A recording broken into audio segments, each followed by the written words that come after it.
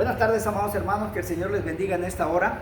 Vamos a seguir con nuestra enseñanza acerca del día de hoy, ¿verdad? Estamos hablando acerca de Moisés. Acuérdense que estamos hablando de las profecías de Isaías.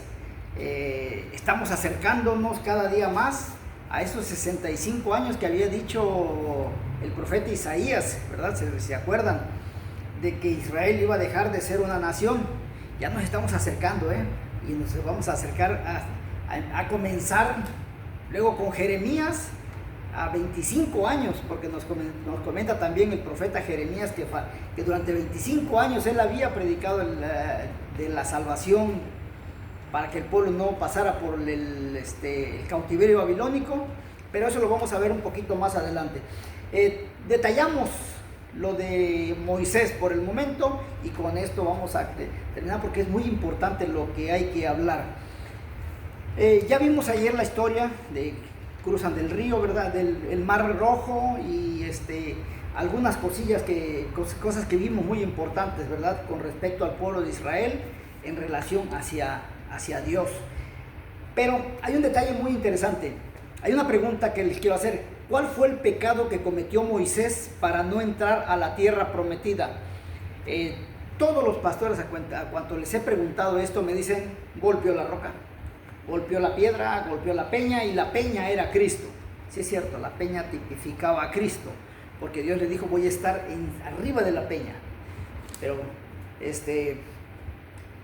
Pero, amados hermanos, no fue ese el pecado.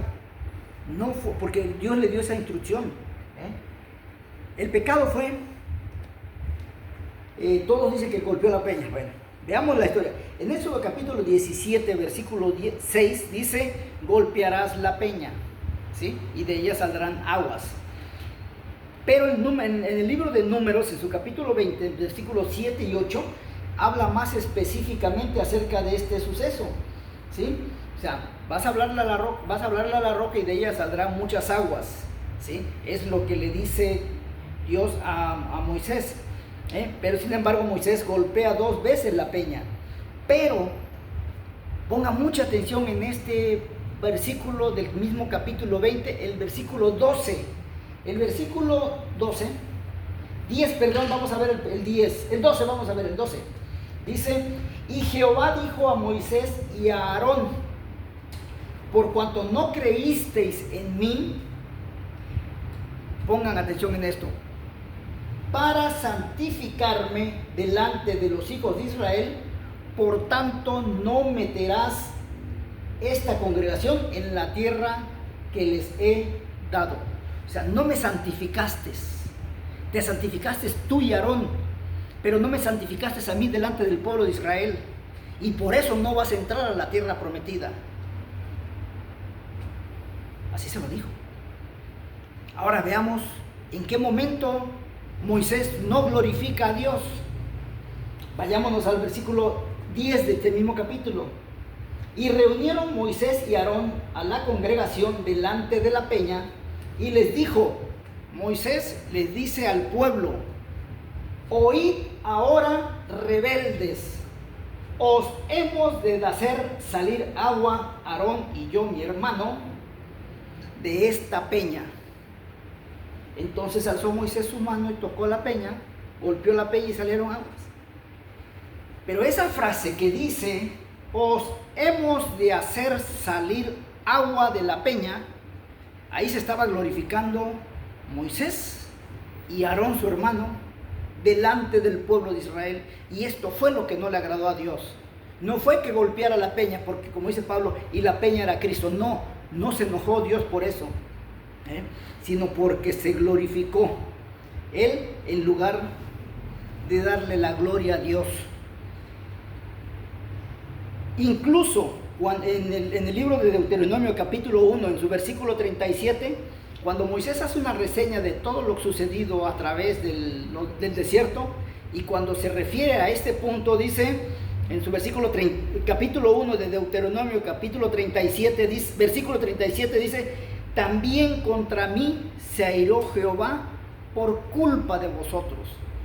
¿Por qué? Porque el pueblo ya lo había hartado, le había dicho, nos trajiste a un lugar donde no hay agua, y ya harto Moisés pecó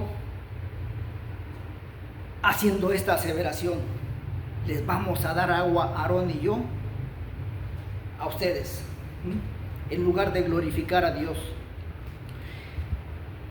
¿Por qué menciono esto? Porque hoy en día, ¿sí?, igual que como Moisés en ese momento, en ese instante, están los pastores en este día, los ministros, los sacerdotes, los apóstoles, los profetas, todos aquellos hombres que tienen atiburradas las redes sociales. Llámese, voy a mencionar los nombres, discúlpenme, pero los voy a mencionar: Juan Carlos Harrigan, Yesenia Ten, un hombre y una mujer, y de ahí sigue toda la gama de hombres corruptos de esa manera, que le dicen al pueblo: yo declaro sanidad, yo declaro que la economía de tu casa, las bendiciones de Dios, yo declaro, yo decreto, yo cancelo, yo ordeno. ¿Quién eres tú, infame, para declarar esto en lugar de darle la gloria a Dios? ¿Quién eres tú, aborto de Satanás, para mencionar esto? Cuando Dios peleaba en la historia en el libro de Zacarías, en su capítulo 4, que dice que Satanás tenía el espíritu, el alma de Josué, Dios vino y le dijo a Satanás: Jehová te reprenda, Satanás, Jehová te reprenda. Era el mismo Jehová el que se dirigía hacia Satanás por tener en un estado deplorable a Josué. Y Jehová, cuando se lo quita, le dice: Jehová te reprenda, Satanás. No le dijo: yo, Jehová, te reprendo. Jehová te reprenda. Cuando el ángel Gabriel peleaba por el cuerpo de Moisés contra Satanás, el ángel Miguel, no mencionaba al Satanás: por Jehová te lo voy a... No, Jehová te reprenda, Satanás, Jehová te reprenda. Y sin embargo, hoy estos abortivos del demonio dicen: yo declaro, yo decreto, yo cancelo, yo ordeno. Amados hermanos, ¿quién eres tú, ¿sí?, infame, para decir estas palabras? Para los sacerdotes, yo les pregunto a esos sacerdotes, a todos ellos, que están mencionados en esto: si se volviera a poner el velo del templo, ¿sí?, para separar el lugar santo del lugar santísimo, tú, Juan Carlos, tú, ¿cómo te llamas? Sugel, tú, Cash Luna, tú, Yesenia Ten, tú, Ana Maldonado, Guillermo Maldonado, o Difón, incluso Alducín o Dante Heber, por mencionar a unos, porque Núñez también, el otro. Si estuviera el velo del templo y ellos y tú llevaras las ofrendas del pueblo, las oraciones del pueblo, y tendrías que entrar para traspasar ese velo y entrar al lugar santísimo, ¿crees que te mantendrías con vida? Con esas actitudes con las que tú manejas el Evangelio de Cristo. ¿Podrías entrar con toda la tranquilidad del mundo y ofrecérsela en el lugar santísimo al Padre Celestial directamente? ¿Estarías en esas condiciones? Sin temor a morir, como era en antaño. Entonces, ¿por qué haces eso ahora? Si tú dices que sí, allá tú. No me lo contestes a mí, contéstatelo a ti mismo. Tú contéstate que sí, yo puedo tomar las oraciones de los hermanos y entrar por ese velo nuevamente y presentárselas al Altísimo. Respóndete tú. Y si me dices que no es tiempo para que regreses a las sendas antiguas antes de que te volvieras en un corrupto, ladrón y sinvergüenza, asesino de almas, porque no eres un asesino de cuerpos o de personas, porque aparte de que le quitas todo lo poquito que tienen, ¿sí? Todavía decretamos que las riquezas. Entonces, pero antes de que te den las riquezas, pues tienes que darme lo que tienes tú a mí, para que Dios te recompense las riquezas que me estás dando. Eso es sinvergüenzada, eso es robo, y los ladrones no entrarán al reino de los cielos.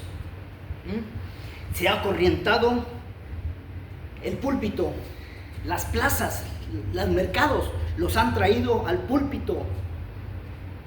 La gente que vende sus verduras, la gente que grita en los mercados ofreciendo sus productos, así lo han traído los pastores al púlpito, gritando como locos, gritando a los cuatro vientos. Creen que porque gritan en el templo, por eso que vamos a luchar contra Satanás y que vamos a agarrar las armas porque Dios nos ha dado la victoria y que vamos a luchar y que vamos a pelear y tú eres un hijo de Dios. Y ustedes creen que Satanás está en un rincón ahí.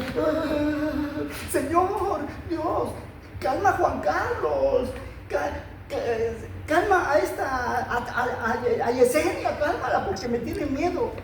Vamos, hermanos, Satanás está muerto de risa, porque es lo que más les gusta, que ustedes rompan los preceptos de Dios, ¿sí? Prometen decretos sobre decretos, declaraciones de bendición para los creyentes a gritos, cuando el Señor Jesucristo nos dijo que la palabra era suave,